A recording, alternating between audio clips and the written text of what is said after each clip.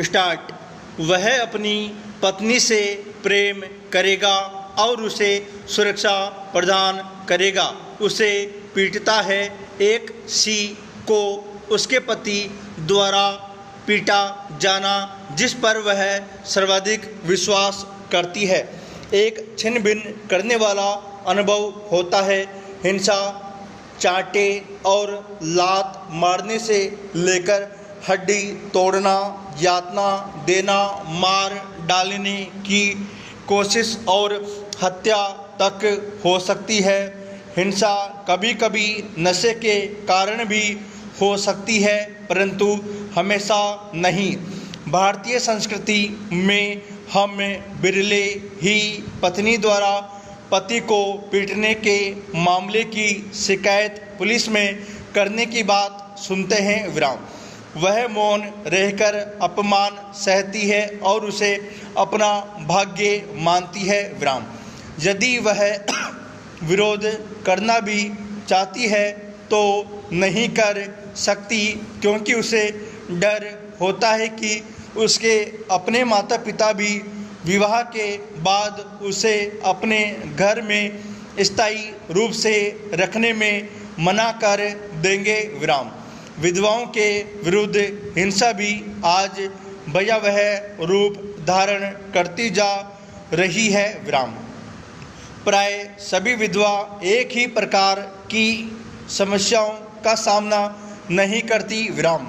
एक विधवा ऐसी हो सकती है जिसके कोई बच्चा न हो और जो अपने विवाह के 1 या 2 वर्षों में ही विधवा हो गई हो, या वह ऐसी हो सकती है जो 5 से 10 वर्ष के पश्चात विधवा होती है और उसके 1 या 2 बच्चे पालने के लिए हो, या ऐसी हो जो 50 वर्ष की आयु से अधिक हो। Paragraph change. यद्यपि इन तीनों श्रेणी की विधवा को सामाजिक, आर्थिक और भावनात्मक समंजन की समस्याओं का सामना करना पड़ता है।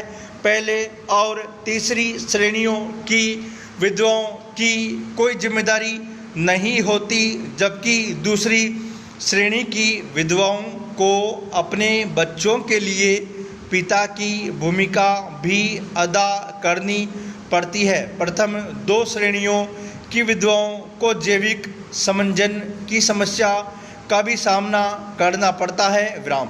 इनका अपने पति के परिवारों में इतना आदर सत्कार नहीं होता जितना कि तृतीय श्रेणी की विधवाओं का। विराम। वास्तव में जहां एक और परिवार के सदस्य विधवाओं की पहली 2 श्रेणियों से मुक्ति पाना चाहते हैं, वहाँ दूसरी और तीसरी श्रेणी की विधवा अपने पुत्र के परिवार में मूल व्यक्ति हो जाती है, क्योंकि उसको अपने पुत्र के बच्चों की देखरेख का काम पर जाने वाली पुत्रवधू की अनुपस्थिति में खाना पकाने का दायित्व सौंप दिया जाता है। तीनों श्रेणियों की विधवाओं का स्वाभिमान व आत्मछवि भी छिन्न भिन्न हो जाती है। एक विधवा की आर्थिक निर्भरता उसके स्वाभिमान और उसकी पहचान की भावना के लिए एक बड़ा खतरा पैदा